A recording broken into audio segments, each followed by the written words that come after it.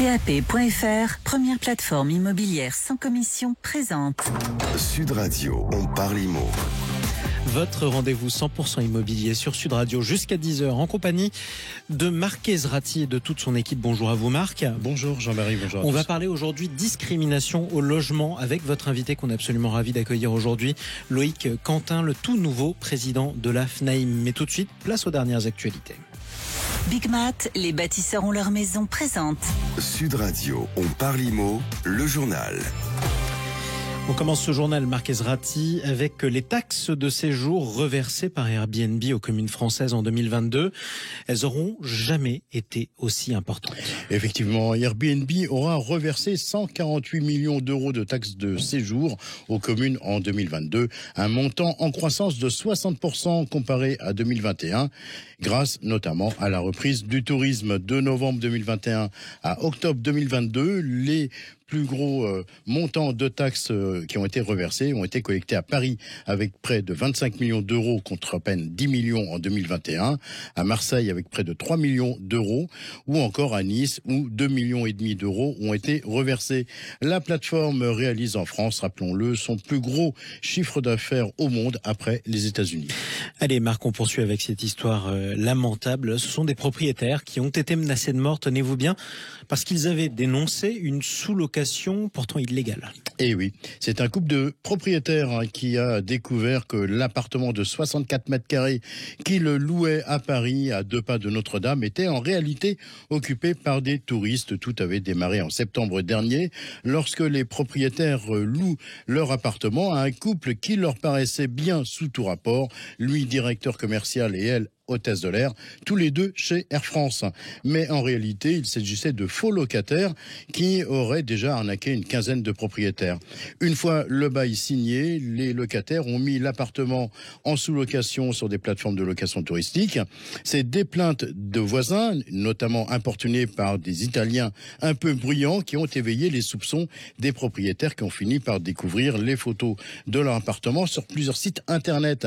Après avoir porté plainte, les propriétaires se disent aujourd'hui menacés de mort par leurs locataires. Alors expliquez-nous Marc, d'abord, est-ce qu'un locataire a le droit de sous-louer un appartement ? Oui, Jean-Marie, mais pas n'importe comment. Pour rappel, et dans le parc privé, un locataire peut sous-louer un logement seulement si le propriétaire lui a donné son accord spécifié dans le contrat de location. Dans le cas contraire, le locataire risque la résiliation du bail et devra rembourser au propriétaire la totalité des loyers qu'il aura perçus illégalement durant la période de sous-location. Allez Marc, on poursuit avec une carte postale. C'est une superbe villa à Marseille et elle est à vendre. Et cette villa, Jean-Marie, est l'une des plus emblématiques de Marseille, car il s'agirait de la villa la plus haute de la ville, à proximité immédiate de Notre-Dame de la Garde et à la même hauteur que la basilique. La villa, qui fait 400 mètres carrés, offre une vue à 360 degrés, une vue à couper le souffle.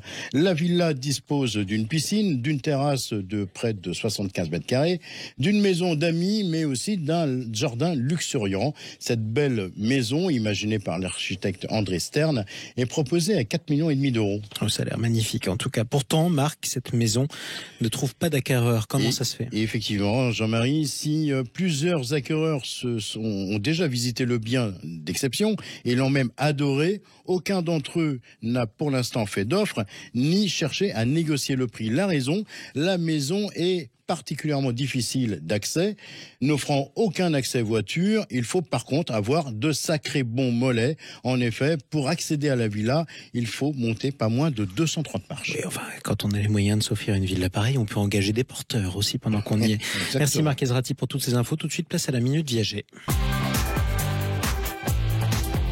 Avec notre partenaire Senior Consulting Group, Marc, cette semaine, on parle du viager comme complément de retraite. C'est dans l'air du temps. Et oui, ça ne vous aura pas échappé qu'on parle un peu beaucoup de retraite en ce moment, et notamment des petites retraites qu'il est question de revaloriser.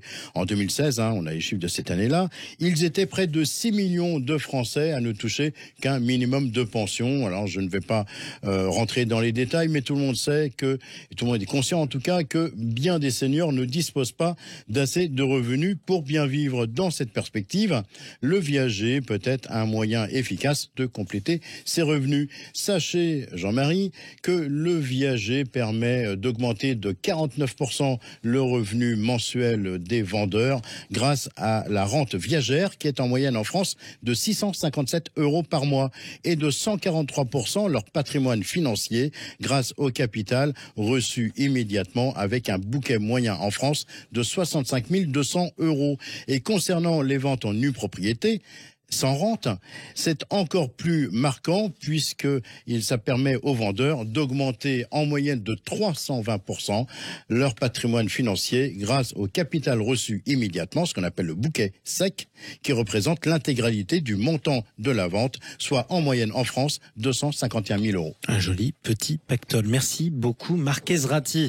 Tiens, vous nous écoutez sur Sud Radio, vous avez peut-être un fils, une fille, un petit-fils, une petite-fille qui cherche des logements, qui multiplient les visites et qui pourtant n'arrive pas à trouver un logement. Comment lutter contre la discrimination au logement? On va en parler avec notre invité dans un instant. Il s'agit de Loïc Quentin, le tout nouveau président de la FNAIM. À tout de suite sur Sud Radio.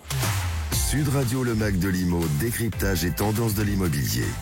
Comment lutter contre la discrimination au logement? On en parle évidemment avec Marc Ezrati. On est ensemble jusqu'à 10h dans votre rendez-vous 100% immobilier. On en parle aussi avec notre invité Loïc Quentin. Bonjour à vous. Bonjour. Vous êtes le tout nouveau président de la FNAIM. On est ravis de vous accueillir sur Sud Radio. Vous êtes l'invité de Marc Ezrati.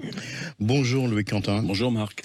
Les discriminations dans l'accès au logement, c'est un sujet tabou pour les professionnels de l'immobilier? Non, c'est pas un sujet tabou, c'est un sujet complexe, mais c'est un sujet, je dirais, que les professionnels doivent se saisir et se saisissent depuis longtemps.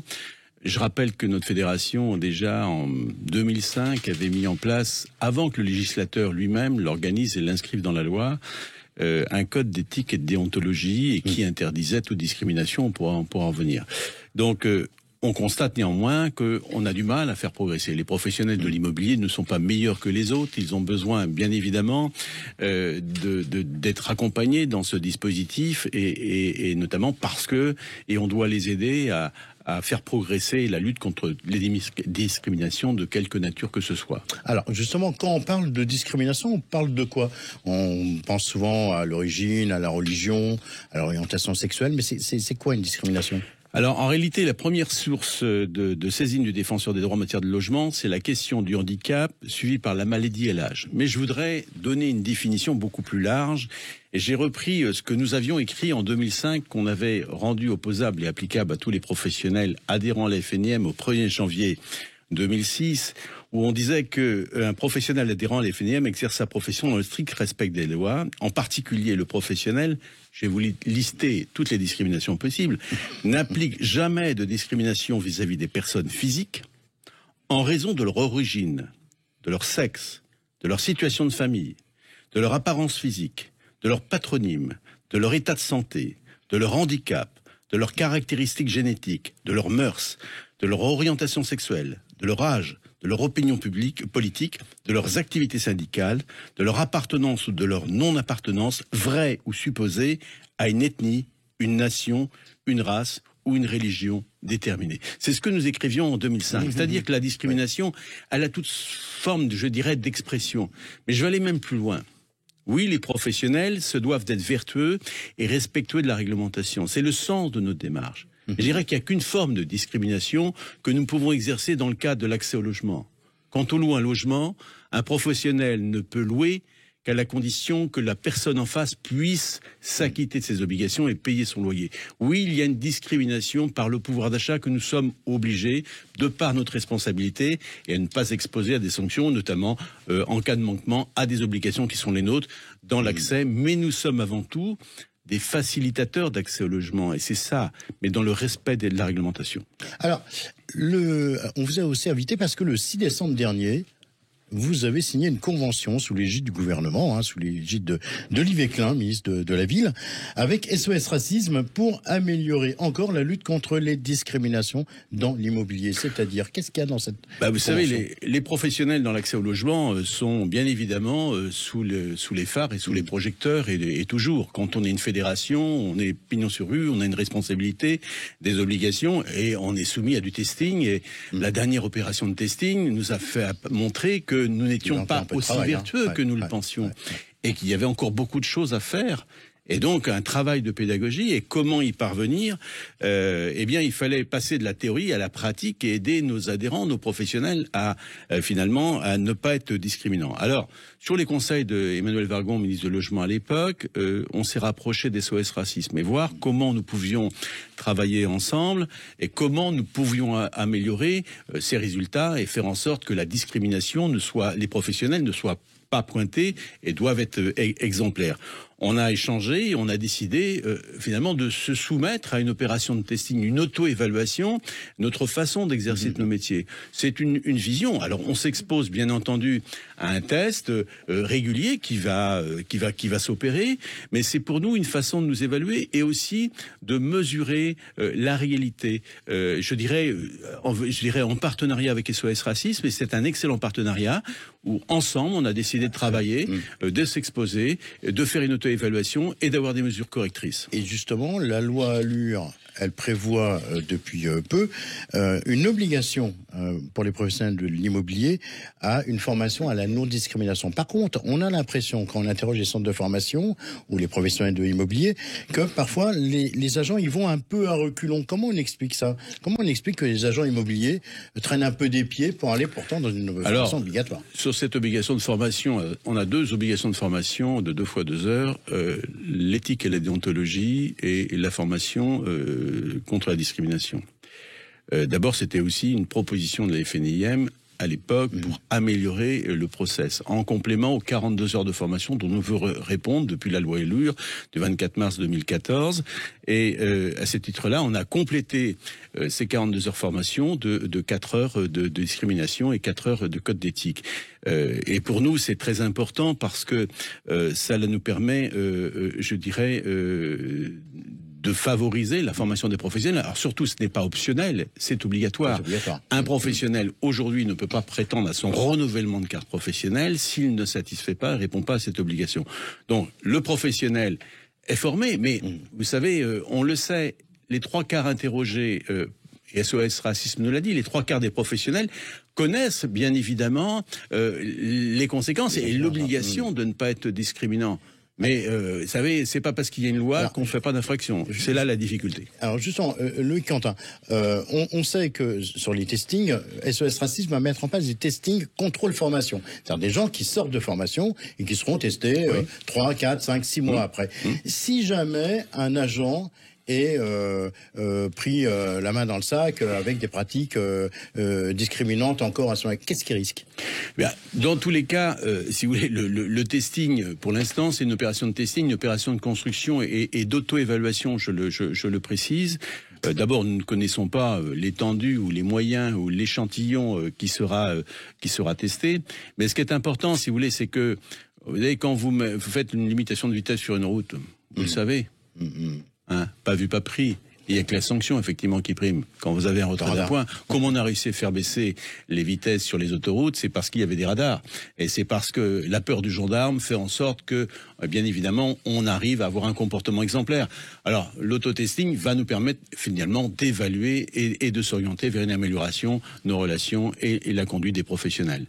Il faudra continuer d'ailleurs à lutter contre ce phénomène. Merci beaucoup Loïc Quentin. Je vous remercie beaucoup. Merci d'être intervenu sur Sud Radio. Je rappelle que vous êtes le tout nouveau président de la Fédération nationale de l'immobilier. Vous étiez le bienvenu et vous serez à nouveau le bienvenu sur Sud Radio. Tout de suite, on va continuer à parler discrimination avec le témoin de la semaine. Sud Radio, on parle IMO, le témoin de la semaine. Puisqu'on reçoit une agent immobilière qui va nous parler de son expérience face à des propriétaires aux demandes pour le moins douteuses. Bonjour à vous Emmanuelle Audi-Brognaud. Bonjour. Et bienvenue à vous sur Sud Radio. vous êtes fondatrice de l'agence immobilière Agence des musiciens à Nanterre. Alors Emmanuel, on vous a invité aujourd'hui à Sud Radio pour vous me parliez un peu votre expérience. Vous avez rencontré, vous avez eu affaire à des demandes très particulières de propriétaires.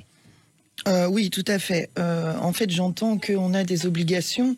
Maintenant, c'est vrai que en agence immobilière, quand on peut avoir un petit portefeuille de propriétaires qui nous fait tourner l'agence tous les mois sans faire grand-chose, c'est vrai qu'on a un petit peu de mal à mettre en place. Donc, on en reparlera. Alors, justement, racontez-nous qu'est-ce que vous avez comme genre de demande de propriétaires ou de vendeurs c'est un petit peu toujours la même chose. Si SOS Racisme est intervenu avec la FNAIM, c'est justement le principal sujet. C'est le racisme physique, très clairement, ethnique, et à l'handicap également, et aux personnes âgées. On se retrouve toujours avec le même sujet. Oui, c'est toujours les retraités, on s'en méfie parce que on peut pas les mettre dehors, par exemple, ou les jeunes, on n'en veut pas parce qu'ils font trop de bruit ou ils font la fête tous les jours. Oui, mais bon, le cas vraiment le plus fréquent à dossier égal que j'avais au moment où j'ai souhaité faire de la location, qui n'est plus le cas, c'était réellement de la discrimination. Oui, vous avez arrêté de faire de la location, hein, c'est ça, c'est exactement principalement ça qui fait que. Alors pourquoi vous avez arrêté la location? Mais pour cette raison, pour la discrimination. D'accord. Alors concrètement, ça se passait comment cette discrimination? C'est-à-dire que les propriétaires s'adressaient à vous avec des demandes très précises, on peut les dire. Ah oui, mais bien sûr. Qu'est-ce qu'ils vous disaient précisément? Parlons vrai sur Sud Radio. Ah moi, je suis très transparente par rapport à ça. C'est un sujet qui me dérange. Bien sûr. Alors, quel exemple? Ah pas de noir, pas d'arabe. Ah d'accord. Bon, c'est tout. Moi, c'est direct. Non, mais je veux dire, on va pas prendre des gants pour parler de ce sujet qui est très grave. Pas de noir, pas d'arabe et pas en faisant des gestes. Vous avez une histoire d'ailleurs, je crois, en transaction cette fois-ci, avec un vendeur qui avait aussi qui voulait pas justement d'un dossier particulier. Vous pouvez nous raconter? Oui, tout à fait. Donc c'est un charmant petit couple, monsieur ingénieur chez Total, avec le financement validé. Maintenant, le propriétaire n'a pas voulu prendre son dossier parce que malgré la lettre de principe et d'accord de sa banque, il a voulu choisir un autre couple. On va dire que les choses sont bien faites puisque ces personnes n'ont pas eu leur prêt. Oui, d'accord. Est-ce que vous pensez qu'il y a un problème de formation des agents? Pas du tout. Pourquoi? Parce que pour moi, c'est ceux qui tiennent l'agence qui mettent certaines fois la pression aux négociateurs en disant... Vous voulez dire qu'il y a des directeurs d'agence qui mettent la pression sur les négociateurs pour faciliter des dossiers de certains profils par rapport à d'autres? Oui, ils ne doivent pas refuser un client. Donc ne pas refuser un client veut dire que si un propriétaire rentre dans l'agence en disant « je ne veux pas de noir, je ne veux pas d'arabe, je ne veux pas de vieux », eh bien, l'agent fera ce qu'on lui dit. Et d'ailleurs, pour ce sujet, Marc, on en avait parlé. Moi, j'ai même l'ingénieur qui est revenu me voir en me disant « Mais Emmanuel, dites-moi vraiment pourquoi on n'a pas pris mon dossier ». Donc là, je l'ai fait venir sur le trottoir devant l'agence et je lui ai expliqué. Et comment ça s'est passé après? J'ai arrêté. Comment vous expliquez tous ces comportements discriminants? Parce qu'aujourd'hui, tout le monde a peur de tout le monde. C'est très clair. On se méfie, on est dans la méfiance, on a toujours peur que quelqu'un essaye d'être malveillant. On me dit oui, mais ils peuvent photocopier des fiches de paye. Voilà, on estime que toutes les personnes en fait ont de la malveillance et essayent de contourner les choses et ne sont pas honnêtes. Bon, comme quoi il y a encore du boulot, hein. Il y a toujours du boulot. De toute façon, il y aura toujours du boulot pour lutter contre ce genre de pratiques et ces discriminations, notamment à caractère raciste. Merci beaucoup. Merci Emmanuel pour votre témoignage. Emmanuel Audy-Brognaud, merci à vous d'être intervenu sur Sud Radio. Allez, restez avec nous. On parle IMO sans phare, quand il faut en parler sans phare. Sur Sud Radio, parlons vrai. On est ensemble jusqu'à 10h. On se retrouve dans un instant. Bon, maintenant qu'on a le moral un petit peu en berne, on va essayer quand même de vous donner quelques coups de main. Ça tombe bien, Laetitia Caron fait son entrée dans le studio de Sud Radio. C'est l'heure du coaching IMO. Tiens, vous avez eu un problème, quel que soit le type d'expérience. Vous avez une question à poser sur un logement 0826 300 300. On vous répond dans un instant sur Sud Radio. À tout de suite. PAP.fr, première plateforme immobilière sans commission présente. Sud Radio, on parle IMO. Votre rendez-vous 100% immobilier sur Sud Radio, comme tous les samedis, avec Marc Ezrati, avec Laetitia Caron. Bonjour à vous, Laetitia. Bonjour Jean-Marie. Directrice générale de particulier à particulier, PAP.fr. Je le disais, un numéro à composer, 0826 300 300. Toutes vos questions sur l'immobilier. Aujourd'hui, on est avec Morgane. Bonjour à vous, Morgane. Bonjour. Et vous êtes l'invité de Marc Ezrati. Bonjour Morgane. Alors, qu'est-ce qui nous vaut votre appel ce matin ? Bonjour. Eh bien, moi, je vous contacte car je suis locataire d'un logement depuis 12 ans à Issy-les-Moulineaux. Et en me rendant sur un site d'annonce, je me suis rendu compte que mon logement était en vente. J'ai donc contacté mon propriétaire pour lui proposer de le racheter car je m'y sens bien et j'aimerais ne pas le quitter. Et ma surprise, j'ai été surprise quand il m'a répondu qu'il ne souhaitait pas me le vendre et qu'il avait décidé de le mettre en vente de son côté. Du coup, ma question était de savoir s'il avait le droit de faire ça, puisque je me suis renseignée et visiblement, je serais prioritaire pour acheter le logement. Bonjour Laetitia Caron. Bonjour Marc. Alors, c'est une question qu'on n'a jamais traitée ici dans On parle IMO, le rachat de l'appartement par le locataire. En effet, Marc, bonjour Morgane. Bonjour. C'est un sujet qui n'est pas souvent traité et c'est intéressant que vous posiez cette question parce que le cadre n'est pas toujours évident et je pense que c'est bien qu'on apporte de l'éclairage, en effet. Alors, la question est directe. Est-ce que Morgane, elle est prioritaire ? Tout doux, Marc. Ah. Moi, avant de pouvoir répondre, j'ai besoin de précision sur la situation parce qu'il y a plusieurs cas possibles et donc plusieurs réponses possibles. Donc Morgane, j'ai deux questions. D'abord, est-ce que l'appartement que vous louez, est-ce que le bail est un bail vide ou meublé ? Ça, c'est ma première question. Et ma seconde question, c'est quelle est la date de signature de votre bail ? Alors, j'ai signé en mai 2010 et c'est un bail vide. Alors, pourquoi c'est important de poser ces questions, Laetitia ? Alors, en fait, dans le cas de ce qu'on appelle une vente occupée, puisque là c'est le cas, c'est-à-dire qu'a priori on parle de vente occupée. Une vente occupée, c'est un appartement qui est loué avec un locataire à l'intérieur, ou en tout cas qui est en cours de bail. En fait, il y a en réalité peu de cas dans lesquels le locataire est prioritaire.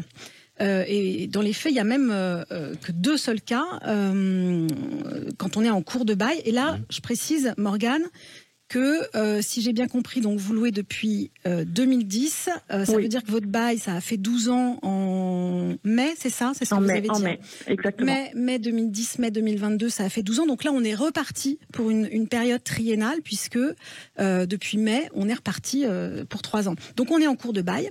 Et en cours de bail, il y a deux cas qui permettent seulement aux locataires d'être prioritaires. Et c'est des cas qui sont assez rares. Le premier, c'est la vente en bloc. Alors, je ne vais pas rentrer dans les détails techniques, mais la vente en bloc, en gros, c'est quand un propriétaire est propriétaire de tout l'immeuble et qu'il vend l'ensemble de l'immeuble d'un coup. Et le deuxième cas qui est encore plus rare, c'est quand on met pour la première fois en copropriété, pareil, sans rentrer dans les détails techniques, c'est par exemple une maison qui a été divisée, un jour on la passe en copropriété pour la vendre, et donc en première mise en copropriété, le locataire est prioritaire. Ouais, effectivement, Voilà. c'est des cas quand même très rares. Morgane, Oui. vous êtes dans un de ces cas-là ? Ah non, je ne pense pas. Mon propriétaire n'a qu'un seul appartement et on est déjà en copropriété, nous. Donc, Laetitia, vous confirmez que le propriétaire n'est pas tenu de lui donner la priorité à Morgane ? Alors malheureusement, Morgane, en effet, compte tenu de ce que vous venez de nous dire, je confirme qu'a priori, il n'a pas d'obligation de vous proposer l'appartement en priorité quand il vend en cours de bail. Je vais revenir, mais en fait, il y a souvent de la confusion sur le congé pour vente et la vente en cours de bail. Le congé pour vente, c'est le fait de donner congé expressément pour vendre le logement, mais au moment de l'échéance du bail. Dans ce cas-là, le propriétaire, il doit vous donner congé au moins 6 mois avant la fin du bail, en vous informant qu'il va vendre le logement. Et dans ce cas-là, vous êtes prioritaire pour racheter le logement. Et dans ce cas-là, seulement en location vide, je le précise, puisque pour les autres types de baux, meublés, etc., il n'y a pas de priorité pour le locataire. Donc, comme dans votre cas, vous êtes en cours de bail, vous n'êtes pas prioritaire. Et dans votre cas, on est sur la vente occupée, et c'est le cas où le propriétaire, il n'est pas obligé d'attendre la fin du bail pour vendre. S'il a besoin de liquidité, il a le droit de vendre son appartement. Et dans ce cas, il vend l'appartement occupé, c'est-à-dire que l'acheteur qui achèterait l'appartement reprend le bail et devient le nouveau bailleur. Voilà. Du coup, Morgane, elle peut rien faire ? Alors, elle ne peut pas obliger le propriétaire à lui donner la priorité. Mais en revanche, rien ne vous empêche, Morgane, de faire une offre comme n'importe quel autre acheteur. C'est-à-dire que vous avez le droit d'acheter l'appartement, vous pouvez, et ça, le propriétaire peut pas vous le refuser. Moi, ce que je vous conseille, c'est d'aller rapidement voir votre banque. déjà pour voir si vous pouvez financer l'achat et pour obtenir un accord de principe de la banque. Ça vous permettra de revenir vers lui et de lui faire une offre solide. Moi, je pense qu'il peut avoir tout à fait intérêt à vous vendre l'appartement parce que il n'a pas besoin de faire visiter. Vous êtes déjà dedans, vous le connaissez. Vous connaissez aussi la copro, donc c'est rassurant pour lui. Simplement, vous pouvez pas prétendre à un prix d'amis, si j'ose dire. C'est le prix affiché sur l'offre qui s'applique. Rien ne vous empêche de faire une offre plus basse si vous estimez que c'est cohérent. Mais donc voilà, ça peut être intéressant pour vous de faire une offre au propriétaire. Et puis c'est important de le savoir, en plus ça peut vous permettre de faire une affaire. Merci beaucoup en tout cas de nous avoir appelé, Morgane. On a pu vous répondre ? Complètement, je vous remercie. Mais écoutez, c'est parfait. Le jour où vous voulez acheter un autre appartement ou alors que vous avez des problèmes de location dans votre appartement, c'est pareil. 0826 300 300. On est là pour vous aider. Merci à vous, Morgane. Tout de suite, les biens coup de cœur. Sud Radio, on parle IMO, les biens coup de cœur. Vous sont présentés par Préto, l'expert en ligne du crédit immobilier. Simulez combien vous pouvez emprunter sur Préto.fr. Marc Ezrati. Allez, Laetitia, on enchaîne avec le coup de cœur PAP de la semaine. Qu'est-ce que vous nous proposez ce matin ? Alors, je vais démarrer par une petite devinette, Marc, une petite devinette géographique. Je sais que vous adorez ça. Allez-y. Est-ce que vous connaissez la Vaunage ? Non. Bon, alors je vais vous aider. La Vaunage, c'est une plaine qui est entourée de collines, qui se situe près de Nîmes. Et qui est... Ah si, c'est dans le Gard. Exactement. Voilà. C'est une zone de 9 communes Exactement. près de Nîmes. Et je vous emmène justement dans une de ces communes qui s'appelle Nage et Solorgue. C'est exactement à 10 minutes de Nîmes et 30 minutes des plages. Alors, qu'est-ce que vous y avez déniché ? Alors, Nage et Solorgue. Je vous ai déniché une jolie maison très récente qui date de fin 2020, donc elle est même neuve, on peut dire. Elle fait 93 mètres carrés, elle est de plein pied, sur une parcelle de 364 mètres carrés, elle est non mitoyenne. Il y a une très grande pièce de vie de 45 mètres carrés, donc très agréable, avec des grandes baies vitrées, 3 grandes chambres, une salle de bain, une très belle cuisine tout équipée avec un îlot central ouvert sur la pièce de vie, et surtout, il y a une jolie piscine enterrée. Enfin, c'est vraiment Ça très donne chouette. envie. Ça donne envie. Oui, et puis elle est située dans un quartier très calme. Elle est à 5 minutes à pied du centre du village. Il y a des écoles primaires, maternelles. Il y a beaucoup de goût dans la décoration, les matériaux choisis. Voilà, donc il y a vraiment une ambiance cosy dans la maison qui donne envie, en effet. Et quel est le prix de cette maison ? On est à 385 000 €. Ça fait 4 140 € du mètre carré. Très clairement, on est sur le haut du marché du secteur. Mais pour une maison aussi récente avec des belles prestations, c'est cohérent. Parfait. Merci Laetitia. Bonjour Emmanuel Audi-Bruno. Rebonjour. Rebonjour à tout le Alors monde. là, on va partir du côté de Nanterre. Qu'est-ce que vous avez à nous proposer ce matin ? Alors aujourd'hui, c'est plutôt côté investisseur primo-accédant, un appartement qui se trouve dans le centre de Nanterre. Et le centre de Nanterre, on fait tout à pied. Oui, on fait tout à pied. Il y a le RER, il y a les bus, il y a tout ce qu'il faut. Les à Nanterre. commerces. Voilà. Qu'est-ce qu'on y trouve dans ce quartier du coup ? On a beaucoup de commerces, de Non, mais bouches. le bien en lui-même. Qu'est-ce qu'on lui trouve ? Il est Comment avec une surface. Voilà, parlez-nous de ce bien. Alors, ce bien est un appartement de 2 pièces avec une vraie chambre pour le prix d'un studio, en fait, dans ce secteur.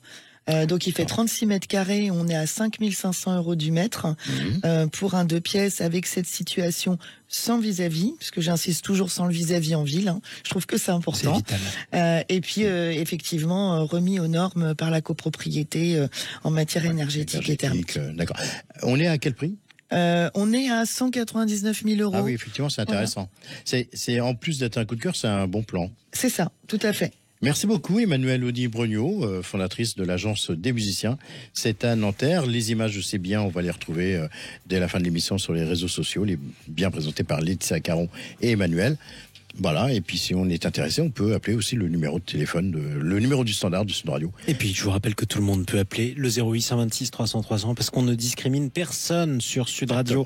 Merci à tous. On se retrouve samedi prochain pour un nouveau numéro dont parle IMO. Avec vous, Marc Ezrati, on parlera de quoi ? On parlera de logement intergénérationnel et solidaire. Comment faire cohabiter toutes les générations. À bientôt. Exactement. Sud Radio, on parle IMO. Avec PAP.fr, première plateforme immobilière sans commission.